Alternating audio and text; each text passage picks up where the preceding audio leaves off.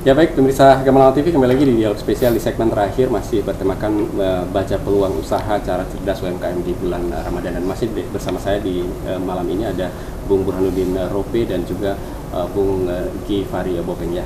Saya lanjutkan kembali ya, kita sudah bahas dari awal sampai di segmen ini ya. Nanti mungkin di bulan puasa ini ya, saya ke Bung Butes nih. Berapa part atau berapa segmen yang mungkin bisa terlihat terbaca dari selama bulan Ramadan yang 30 hari, katakanlah mungkin di awal-awal kuliner ya, pertengahan apa, dan terakhir kira-kira apa yang mungkin bisa iya memang bisa jelas kita sudah tahu sudah tahu maksudnya selera orang ini kan, dia UMKM ini dia pandai memanfaatkan situasi dan kondisi. Jadi minggu ini dia jualannya ini, minggu berikut dia jualan ini, terakhir pasti pakaian selesai. Kalau bukan pakaian, bahkan ada juga yang bermunculan tukang rias dadakan, gitu loh. Iya, kadang-kadang mereka memikirkan mereka udah bisa nih dandan masing-masing. Sekarang mereka udah mulai nih, misalkan jelang 3 hari 4 hari, silakan siapa yang mau menerima jasa make up gitu dari jam segini sampai jam segini, itu udah ada nanti muncul. Jadi seperti itulah mereka memanfaatkan situasi gitu. Jadi apapun akan mereka lakukan selama hal itu mereka anggap sanggup dilakukan gitu. Jadi cepat berubah, percaya atau tidak mereka akan kembali juga makanya seperti Pak Givar ngomong tadi, kalau misalkan boleh itu ada sesuatu yang bisa kita sebagai bapak asuh atau orang tua asuh pemerintah itu harusnya mampu melihat momen Ramadan ini sebagai momen yang bisa membuat para pelaku usaha ini memiliki komitmen, gitu. Memiliki komitmen, ini jualannya ini jualannya ini, terus kendalanya di mana kita bisa bantu. Jadi misalkan perizinan, makanya saya bilang akses informasi itu sangat penting untuk mereka bisa. Karena apa? Pelaku usaha atau orang yang mau melakukan usaha ini, yang pertama yang mereka pikirkan, aduh saya ini belum ada izin, gimana saya beroperasi? Saya ini harus bayar pajak berapa gitu loh. Makanya saya bilang seperti halnya mereka kalau memasukkan produk ya, awal-awal orang baru nih, Pak saya mau nitip produk di Taranowate, gimana sih caranya? Apakah saya harus ada izin ini? Apakah saya harus buat PIRT? Saya buat izin halal? Saya ke Balai POM ataukah bagaimana Pak? Supaya saya bisa taruh barang di Taranowate. Ya itu yang mereka butuh. Kalau ada yang bertanya seperti itu, saya bilang simpel. Kamu masukkan, yang penting kamu punya niat, kamu masukkan aja. Izin hal yang itu dari belakang. Yang penting kamu punya usaha, kamu punya niat, silakan. Kan kasihan kalau misalkan perizinan telah mereka lakukan semuanya, waktunya habis cuma di perizinan, untungnya nggak seberapa, terus pada saat jualan nggak bertahan lama, kan kasihan itu. Makanya saya bilang yang penting, saya selalu support. Yang penting kamu punya keinginan, kamu punya niat baik, kamu mau betul-betul berusaha. Maka mari saya dorong kamu, saya ambil produk kamu, saya jual. Nggak perlu izin apa-apa dulu, gitu. Nanti kita urus pengurusan izinnya dari belakang. Ya, oke. Baik, kalau kita berbicara tentang komitmen ya, komitmen untuk berusaha di masa Ramadan ini kan, kira-kira ya, apa yang mungkin yang mendasari sehingga mereka begitu aktif dalam berusaha ini? Apakah hanya semata-mata untuk ke profit saja dalam jangka pendek ini, ataukah menurut Anda ada juga nanti kalau misalnya didampingi dengan serius, ada komitmen untuk tetap menjadi sebuah pengusaha meskipun dalam skala kecil? Ya, memang saya melihat ini awalnya sama, sebenarnya sama. Awalnya orang untuk mau usaha itu karena pertama dia ingin mendapatkan profit, itu awal orang. Terus yang kedua, dia ingin merubah hidupnya. Yang ketiga, dan mungkin ada batas-batas di mana dia ingin berbagi. Dia ingin berbagi dan dia ingin mengajak orang lain untuk bisa sukses seperti dia. Itu seperti itu. Dalam rumus untuk menjadi seorang pengusaha seperti itu memang. Awalnya jadi ingin profit, kedua ingin merubah kehidupannya, ketiga ingin dihormati, keempat dan bahkan sampai tingkat di mana dia ingin membuat orang lain juga sukses seperti dia. Itu rumus sudah dalam kehidupan pengusaha, pasti seperti itu.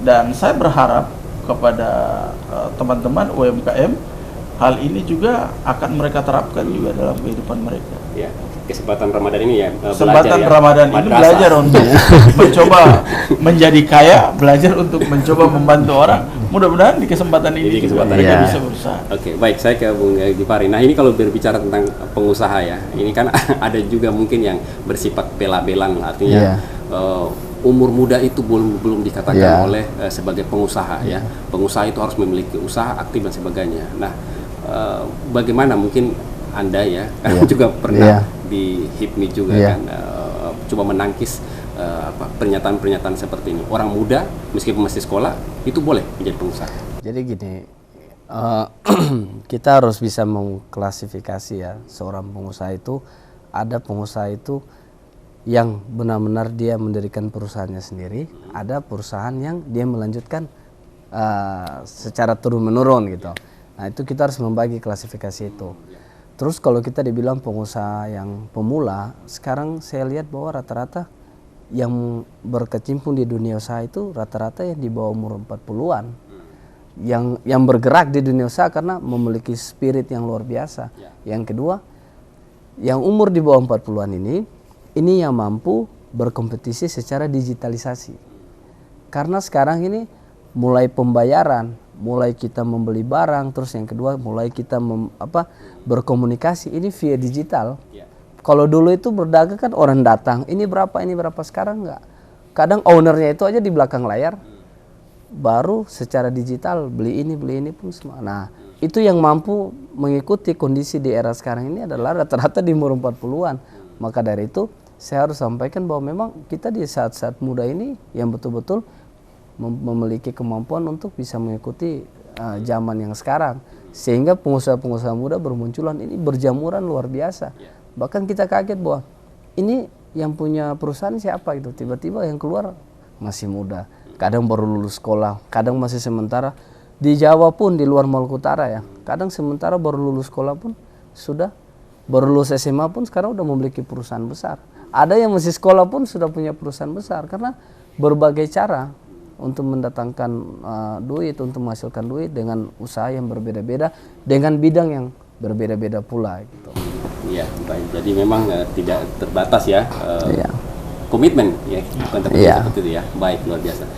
Baik, Bung Gifari dan juga Bung Butas, kita sudah berada di penghujung acara di malam hari ini ya. Banyak hal yang hal baru yang kita bisa coba tangkap ya. Mudah-mudahan ini juga bisa memotivasi teman-teman di luar sana yang hendak berusaha, apalagi bulan puasa ini momen untuk sebagai sekolah menjadi pengusaha. Mudah-mudahan bisa terus berlanjut, bukan sebatas di bulan Ramadan ini. Nah, sebelum menutup perjumpaan, saya memberikan beberapa menit ya, sekaligus closing statement kepada Anda semuanya agar mudah-mudahan ini bisa bermanfaat ya. Saya ke Bung Gifari, closing statement Anda. Oke, dengan temanya yang gimana pengusaha bermunculan di bulan Ramadan, kita harus tahu bahwa pemerintah pusat itu punya PR yang cukup berat. Gimana menghasilkan pengusaha-pengusaha baru untuk bersaing dengan negara-negara lainnya. Apa yang saya katakan tadi bahwa Malaysia aja udah mendekati 5%, Singapura 7%, bahkan Thailand pun masih di atas kita gitu. Nah, kita pun masih bergeser antara 3-4%. Oleh karena itu, saya berharap pemerintah provinsi maupun kabupaten kota melihat ini sebagai tanggung jawab bersama. Di momentum Ramadan ini banyak pengusaha-pengusaha yang bermunculan, ini harus ditangkap, harus diperhatikan dan harus dibina sehingga setelah Ramadan pun ini, Ramadan selesai, mereka masih memiliki semangat untuk menjadi wirausaha. Sehingga setelah menjadi wirausaha, pertumbuhan ekonomi pun meningkat, berarti Maluku Utara pun masih bisa mengurangi pengangguran. Nah, itu harapan saya. Coba pemerintah lebih mendekatkan dirilah dengan teman-teman pengusaha karena ini menjadi tanggung jawab kita bersama. Dan pula saya harus katakan bahwa asosiasi-asosiasi pengusaha yang ada di Maluku Utara pun harus dilibatkan. Jadi jangan pemerintah berjalan sendiri tapi melibatkan, karena yang banyak berinteraksi dengan pengusaha-pengusaha ini adalah asosiasi-asosiasi. Baik UMKM, Apindo, HIPMI, Kadin, dan banyak lagi asosiasi yang sudah dibentuk di Provinsi Maluku Utara. Nah, ini harus diajak duduk bersama. Oleh karena itu, dengan momentum seperti ini jangan dibiarkan aja begitu saja, tapi harus ditangkap pemerintah sehingga bisa meningkatkan pengusaha-pengusaha yang ada di Maluku Utara. Ya, baik luar biasa. Baik, ke Bung Butas, closing statement Anda. Kalau harapan saya sih mudah-mudahan di bulan Ramadan ini seperti yang dikatakan oleh Pak Fikal, agar para pelaku usaha itu mencoba menjadikan momen ini sebagai madrasah di mana dia mampu untuk berkomitmen dalam melakukan atau dalam meningkatkan baik meningkatkan kualitas untuk produknya, baik untuk meningkatkan kuantitasnya dia, agar nanti setelah bulan Ramadan dia tidak menjadi UMKM atau IKM atau pengusaha oras-oras istilahnya. Artinya pengusaha oras-oras, IKM oras-oras ini kan nanti ada momen baru dia ada, nanti ada momen baru dia ingin berkembang, atau setelah ini dia udah kembali lagi. Kalau misalkan yang biasanya jualan ini jadi reseller, tiba-tiba setelah ini selesai maka dia kembali lagi ke pekerjaan awalnya, ngojek gitu. Hal-hal seperti inilah yang kita tidak mau. Seperti itulah yang saya bilang tadi, bahwa jadikan Ramadan ini sebagai madrasah agar mereka mampu meningkatkan kualitas diri mereka, mampu mempertahankan komitmen mereka untuk menjadi betul-betul seorang pengusaha. Ya, baik luar biasa. Baik, bulan Ramadan selain beribadah ya, ini sebuah momen kesempatan ya bagi masyarakat juga atau pelaku usaha untuk bagaimana untuk belajar lebih baik lagi dalam hal untuk memanage keuangan ya, berkreativitas dalam usahanya ya. Baik, terima kasih kepada Bung Muhammad Kifari Bopeng juga sudah hadir di kesempatan malam hari ini, dan juga Bung Butas juga. Mudah-mudahan apa yang kita sampaikan di kesempatan malam ini bisa memberikan motivasi bagi publik di luar sana, khususnya para pelaku UMKM yang saat ini sedang memanfaatkan momentum Ramadan ya dalam meningkatkan taraf perekonomiannya. Saya Ahmad Fikal bersama sejumlah yang bertugas di kesempatan malam hari ini undur diri dari hadapan Anda, dan ikuti terus program Dialog Spesial dari hari Senin sampai dengan hari Jumat jam 8 malam hanya di Gamalama TV. Semakin mantap. Sampai jumpa. Wassalamualaikum warahmatullahi wabarakatuh.